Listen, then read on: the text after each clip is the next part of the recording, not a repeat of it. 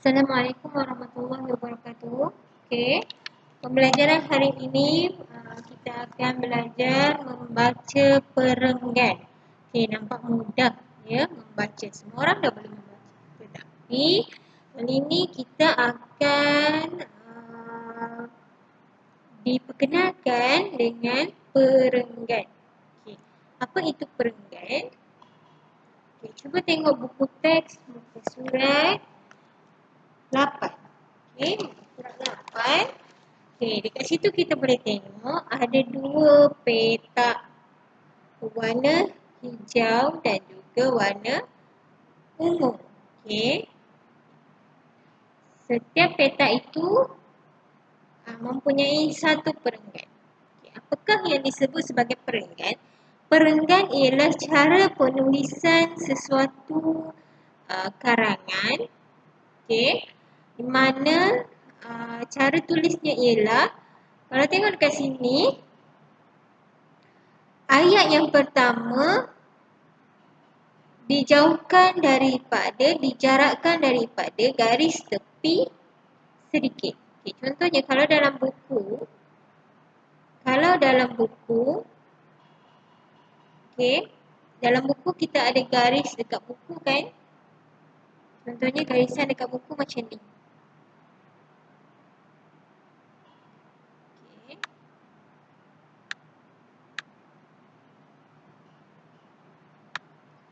Ini adalah garisan dalam. Biasa kita tulis, setiap kali kita tulis dalam satu garisan, kita akan bermula dekat garisan buku. Betul-betul dekat garisan buku. Tetapi bila kita buat perenggan, ayat yang pertama di setiap perenggan perlulah ada jarak sedikit daripada garisan. Macam ni. Okey, perlulah ada jarak sedikit dengan garisan. Okey, ini kita panggil sebagai perenggan. Dalam satu perenggan boleh ada 2-3 ayat. Contohnya dalam ni ada berapa ayat? 1, 2, 3, 4. Ada 4 ayat. Dan juga kebiasaannya satu perenggan menceritakan satu cerita ataupun satu bahagian cerita. Contohnya kalau dalam ni dia menceritakan sesuatu dalam gambar ni. Satu perenggan ni menceritakan suasana ataupun cerita dalam satu gambar ini. Okey. Cuba kita tengok contoh perenggan yang kedua. Okey. Sini kan. Garisan buku kita dekat sini. Kan garisan buku kita. Okey. Kat sini. Okey, bila kita nak buat perenggan, kena jauhkan sedikit. Jarakkan sedikit daripada garis. Okey, ini kita panggil sebagai perenggan. Okey, jadi satu perenggan ini menceritakan kisah yang terdapat dalam gambar. Kalau dalam karangan, kebiasaannya kalau soalan minta kita buat cerita ataupun tulis karangan, satu perenggan ni menceritakan satu isi cerita. Okey, nanti perenggan kedua cerita isi lain pula. Okay, cuba kita kembali kepada muka surat 8. Okey, perenggan pertama.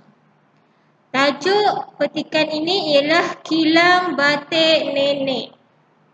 Puan Hajah Aminah, nenek kepada Nabila dan Nasri, mempunyai kilang batik. Nabila dan Nasri membantu penjualan batik nenek mereka. Okay, ini bahagian pertama dalam sesuatu petikan ataupun karangan kita panggil sebagai pendahuluan. Okey, kita panggil sebagai pendahuluan ni. Yang duduk dekat atas sekali. Okey, yang ni kita panggil sebagai pendahuluan. Dia nak bagi tahu dulu. Cerita kita ni berkisah pasal apa?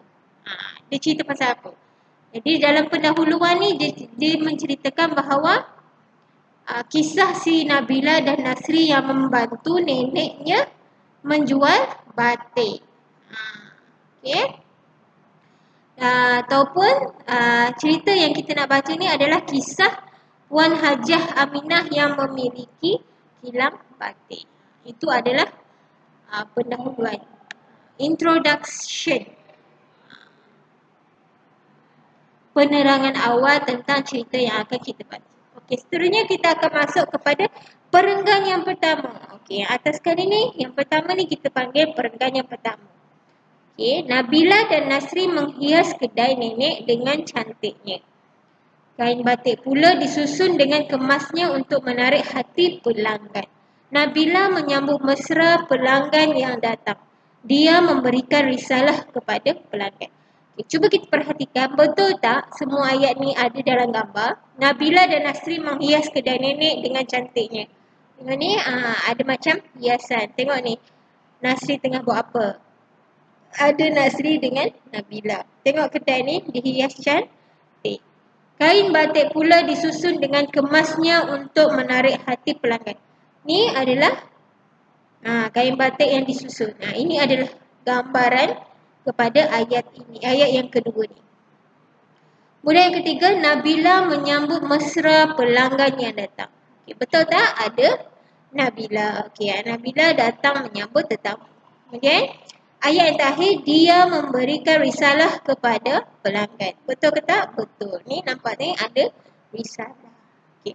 Maksudnya, perenggan yang ini menceritakan kesemua yang berlaku dalam gambar. Okay. Kita tengok pula perenggan yang kedua. Promosi batik diadakan di kedua-dua cawangan kilang batik nenek, iaitu di Terengganu dan di Pahang. Setiap anggota keluarga turut membantu.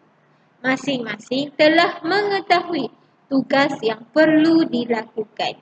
Nenek tersenyum dan bangga melihat setiap anggota keluarganya bekerja sama. Promosi batik diadakan di kedua-dua cawangan kilang batik ini. Promosi batik ni dalam gambar ni disebut potongan harga. Jadi kita boleh buat ayat promosi batik. Menceritakan yang ada dalam gambar.